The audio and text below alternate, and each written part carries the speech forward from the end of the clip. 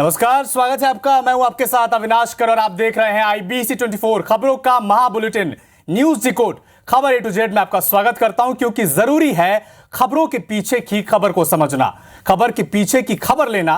तो चलिए शुरू करते हैं आज का न्यूज डिकोड। चलिए अब बात करते हैं अंतर्राष्ट्रीय योग दिवस की, जहां पर आज प्रधानमंत्री मोदी ने न्यूयॉर्क में UN हेडक्वार्टर में योग किया। इधर पूरे भारत में अलग अलग जगहों पर अलग अलग वर्ग के लोगों ने योग किया और इस दिन को खास बना दिया।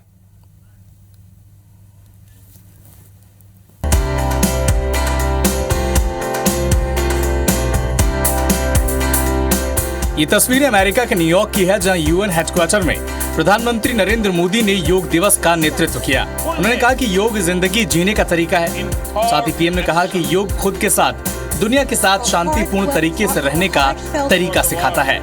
आपको बता दें कि इस दौरान 180 देशों के प्रतिनिधि भी शामिल हुए। Yoga comes from India and it is a very old tradition. Yoga means to unite.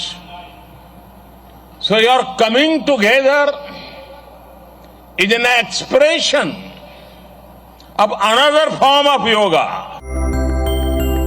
इसके अलावा देश के अलग अलग हिस्सों में योग दिवस मनाया गया।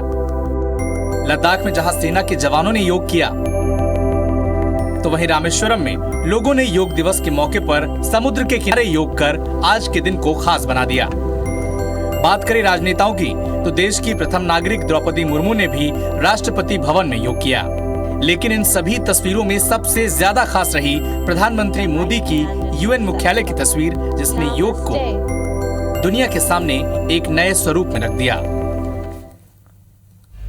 तो योग कहां से शुरू हुआ, चलिए इसे डिकोड करते हैं। योग की परंपरा वैदिक ऋषि मुनियों से शुरू होती हुई पतंजलि और फिर सबसे प्राचीन ऐतिहासिक साक्ष्य सिंधु घाटी सभ्यता तक जा पहुंची। योग का सबसे पहला जिक्र वेदों में मिलता है। योग की शुरुआत भारत में हुई है। उत्तराखंड के ऋषिकेश को योग नगरी के नाम से भी जाना जाता है। यह पहला मौका है जब किसी देश के प्रधानमंत्री UN मुख्यालय में 177 देशों के प्रतिनिधियों के सामने योग किया हो, जिससे न सिर्फ योग को वैश्विक पहचान मिल रही है, बल्कि भारत इसके जरिए एक नए तरह की डिप्लोमेसी की रणनीति भी तैयार कर रहा है, जिसके तहत करीब 177 देशों को एक साथ कर प्रधानमंत्री मोदी की छवि एक ग्लोबल लीडर के तौर पर उभरी है। और कोशिश भी यही है कि इस तरह की एक्टिविटी को प्रमोट कर कोई भी देश अपनी सभ्यता और संस्कृति को वैश्विक मंच देते हैं।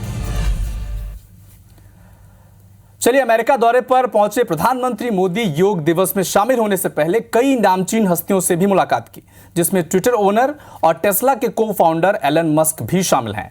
एलन मस्क ने खुद को प्रधानमंत्री मोदी का फैन भी बताया और टेस्ला के भारत में एंट्री को लेकर खुशखबरी भी दी।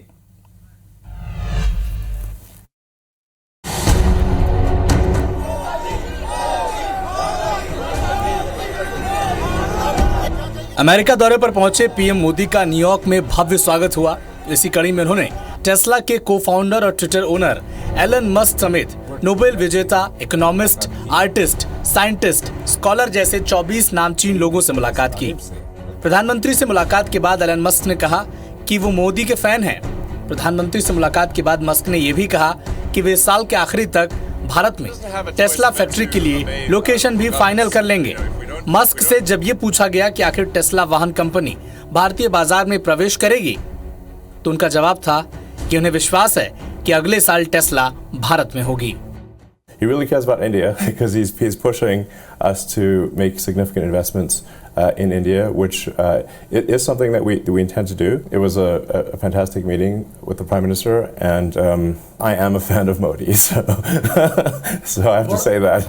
जानकारों का मानना है कि प्रधानमंत्री नरेंद्र मोदी भारत में टेस्ला की एंट्री को आसान बनाने में मदद करेंगे, लेकिन एलन मस्क प्योर बिजनेसमैन हैं। प्रधानमंत्री मोदी की तारीफ कर क्या टेस्ला की राह भारत में आसान होगी, ये बड़ा सवाल है।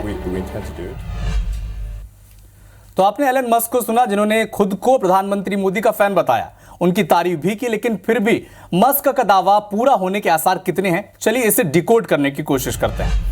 दरअसल टेस्ला की भारत में एंट्री को लेकर बड़ी बात यह है कि भारत सरकार और टेस्ला दोनों अपने रुख पर कायम है। ये रुख क्या है? टेस्ला चाहती है कि वो अपनी कारों को चीन में बनाए, यानी चीन में मैन्युफैक्चर करे और भारत में इसका निर्यात करे। और भारत में अगर इसका व्यापार सही चले, तभी कंपनी अपनी मैन्युफैक्चरिंग यूनिट को भारत में लगाने पर विचार करेगी। इसके अलावा कंपनी भारत सरकार से टेस्ला कारों पर लगने वाले टैक्स पर छूट भी चाहती है, जिस पर भारत सरकार फिलहाल तो राजी नहीं दिखती। जबकि हाल में ही केंद्रीय मंत्री नितिन गडकरी का एक बयान भी आपको याद होगा, जिसमें गडकरी ने एलन मस्क को साफ शब्दों में कहा था कि अगर आपको यानी टेस्ला को भारत में व्यापार करना है तो अपनी कारों का निर्माण भी भारत में ही करना होगा, यानी मैन्युफैक्चरिंग जो है वो हिंदुस्तान में करनी होगी। आपको कारों की चीन में बनाएंगे और भारत में बेचेंगे, ये बात हिंदुस्तान को फिलहाल तो मंजूर नहीं दिखती है। अगर भारत में व्यापार करना है तो भारत के हितों का ख्याल रखना ही होगा। टेस्ला अगर हिंदुस्तान में मैन्युफैक्चरिंग यूनिट स्थापित होती है तो इसके क्या फायदे होंगे? इससे देश में रोजगार के नए अवसर पैदा होंगे। लेकिन एलन मस्क का कहना है कि इस तरह की जो मैन्युफैक्चरिंग है वो चीन में होगी और भारत में अगर व्यापार ठीक रहा तो वो यहां पर यूनिट स्थापित करेंगे। लेकिन देखना बात यह होगी कि प्रधानमंत्री मोदी और मस्क के मुलाकात के बाद क्या ये इक्वेशन चेंज होगी। चलिए बात करते हैं अंतर्राष्ट्रीय योग दिवस की, क्योंकि इस मौके पर भारत के साथ विदेश में भी योग उत्सव मनाया गया। लेकिन भारत में इस पर सियासत न हो, ऐसा तो नहीं हो सकता। योग दिवस को दुनिया के पटल पर किसने रखा? आज सियासी लड़ाई इसी विषय पर रही। एक रिपोर्ट से आपको समझाते हैं।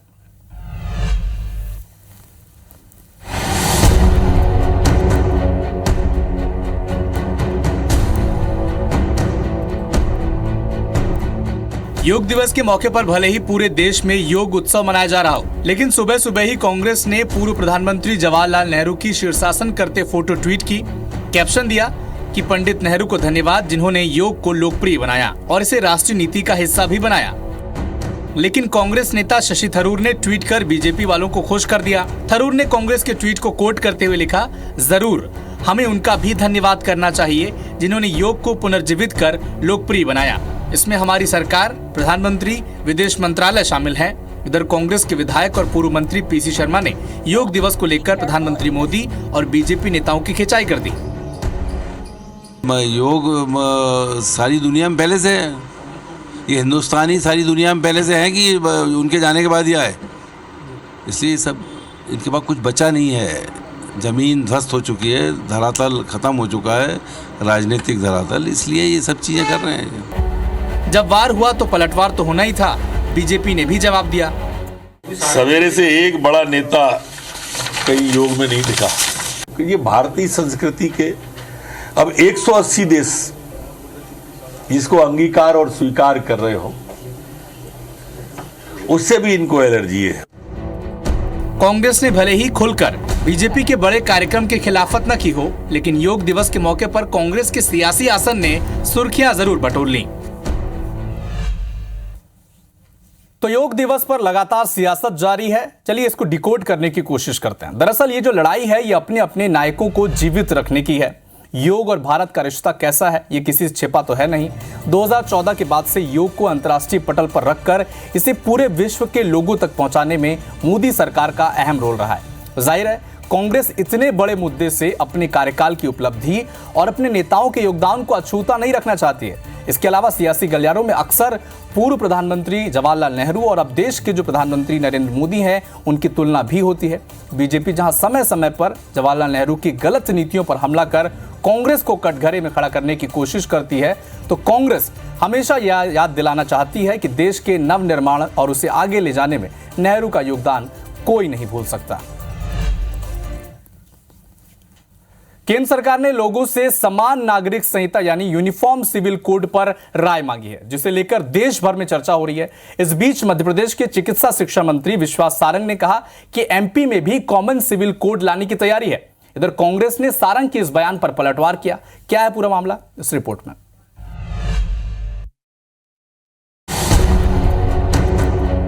22वें विधि आयोग ने यूनिफॉर्म सिविल कोड को लेकर देश में लोगों से सुझाव मांगा है, जिसे लेकर देश भर में चर्चा हो रही है। इसी बीच एमपी के चिकित्सा शिक्षा मंत्री विश्वास सारंग ने कहा कि एमपी में भी कॉमन सिविल कोड लाने की तैयारी है। कानून के ड्राफ्ट के लिए जल्द एक्सपर्ट की कमेटी बन सकती है। उन्होंने कहा कि एमपी में जल्द ही यूनिफॉर्म सिविल कोड लागू कर दिया जाएगा।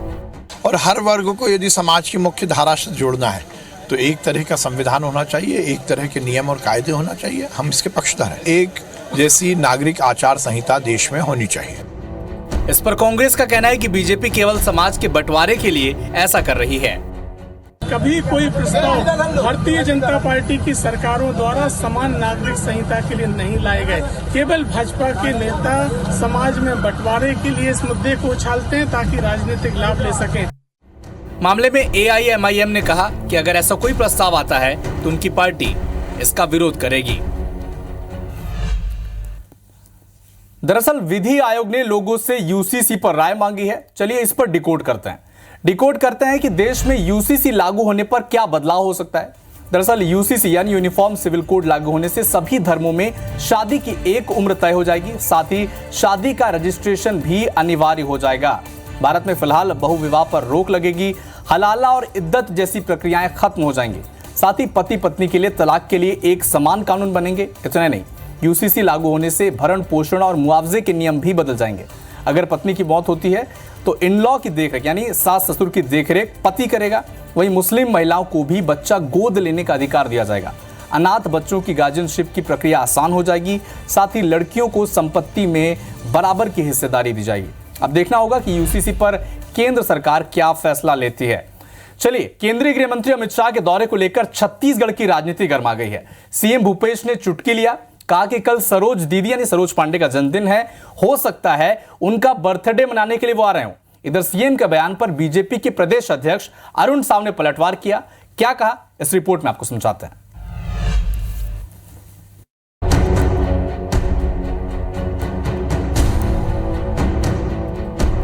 इस साल के आखिरी में छत्तीसगढ़ में चुनाव होने वाले हैं और प्रदेश की सत्ता में वापसी के लिए बीजेपी ने अब जोर लगाना शुरू भी कर दिया है। केंद्र के बड़े नेताओं का छत्तीसगढ़ आना जाना शुरू हो गया है। इसी कड़ी में गुरुवार यानी कल केंद्रीय गृह मंत्री अमित शाह दुर्ग में रहेंगे, जहां वो कार्यकर्ताओं को भी संबोधित करेंगे, जिस पर अब CM भूपेश बघेल ने तंज कसा है। भाई कल 22 तारीख है, सरोज दीदी का जन्मदिन है?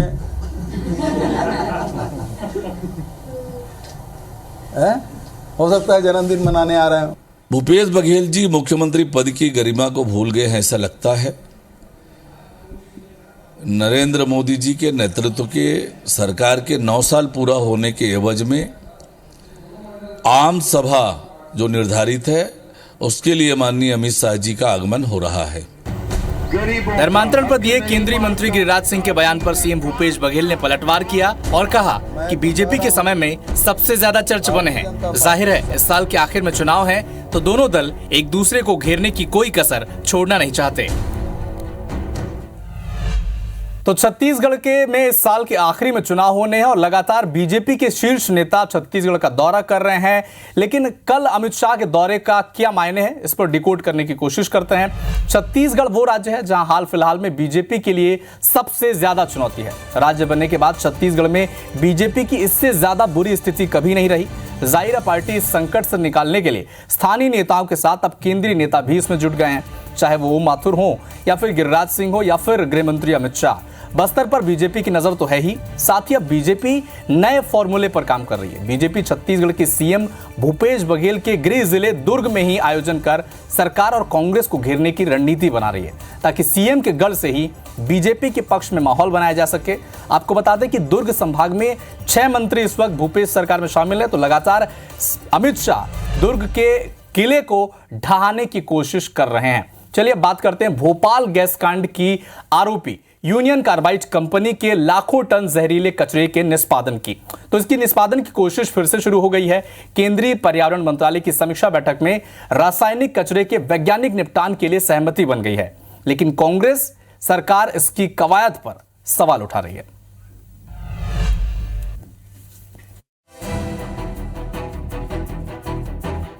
भोपाल गैस कांड के लिए जिम्मेदार यूनियन कार्बाइड कंपनी के लाखों टन कचरे को नष्ट करने को लेकर सरकार ने कोशिश तेज कर दी है। केंद्रीय पर्यावरण मंत्रालय की समीक्षा बैठक में रासायनिक कचरे के वैज्ञानिक निपटान पर सहमति बन गई है। प्रदेश सरकार और पर्यावरण मंत्रालय मिलकर कचरे का निपटान करेंगे। इसके लिए केंद्र सरकार 126 करोड़ रुपए देगी।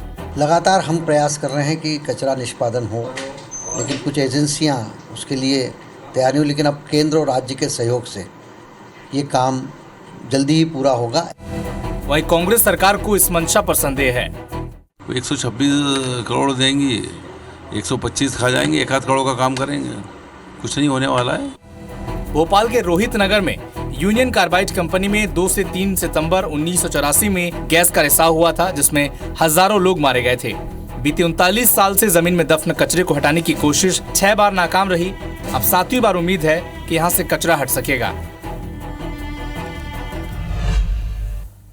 तो जहरीला कचरा आखिर हट क्यों नहीं पा रहा है? चलिए इसे डिकोड करने की कोशिश करते हैं। जैसा कि आपको रिपोर्ट में भी बताया गया कि इस कारखाने के अंदर 340 टन जहरीला कचरा पड़ा है, जिसका वैज्ञानिक प्रक्रिया के तहत निपटान किया जाना है, लेकिन इसका निष्पादन कहां से हो, इसे लेकर हमेशा विवाद है। राज्य सरकार ने सबसे पहले निपटाने के लिए गुजरात के अंकलेश्वर को चुना। गुजरात सरकार भी इसके लिए तैयार हो गई, लेकिन गुजरात की जनता के आंदोलन के बाद गुजरात सरकार ने इस फैसले से इनकार कर दिया। इसके बाद एमपी के धार जिले के पीथमपुर में कचरा नष्ट करने का फैसला लिया गया। 40 मीट्रिक टन कचरा जला भी दिया गया, लेकिन फिर स्थानीय लोगों का विरोध शुरू हुआ और सरकार ने अपने हाथ खींच लिए। इसके बाद फिर से सुप्रीम कोर्ट ने नागपुर में डीआरडीओ स्थित इंसिनेटर में, यानी जहां पर कचरा नष्ट किया जाता है, वहां इसे नष्ट करने के आदेश दिए, लेकिन महाराष्ट्र के प्रदूषण निवारण मंडल ने इसकी अनुमति नहीं दी और महाराष्ट्र सरकार ने भी नागपुर में कचरा जलाने से इनकार कर दिया। इसके बाद प्रदेश सरकार ने एक बार फिर से सुप्रीम कोर्ट की शरण में गई और न्यायालय ने नागपुर स्थित इंसिनेटर, यानी जहां कचरे को नष्ट किया जाता है, वहां इसे निष्पादित करने की मांग की। लेकिन कोर्ट को यह बताया गया कि वहां स्थित जो इंसिनेटर है, इतनी बड़ी मात्रा में जहरीला कचरा नष्ट करने में सक्षम नहीं है। तो लगातार इस कचरे के निष्पादन को लेकर स्थानीय लोगों में हमेशा यह डर रहा है कि कहीं उनके स्वास्थ्य पर इसका असर न पड़ जाए। तो न्यूज डिकोड खबरों के महा बुलेटिन तो है ही, साथ ही करंट अफेयर से भरा भी ऐसा शो है जो आपको रखता है दूसरों से आगे। तो आज के लिए बस इतना ही, मुझे दीजिए इजाजत, नमस्कार।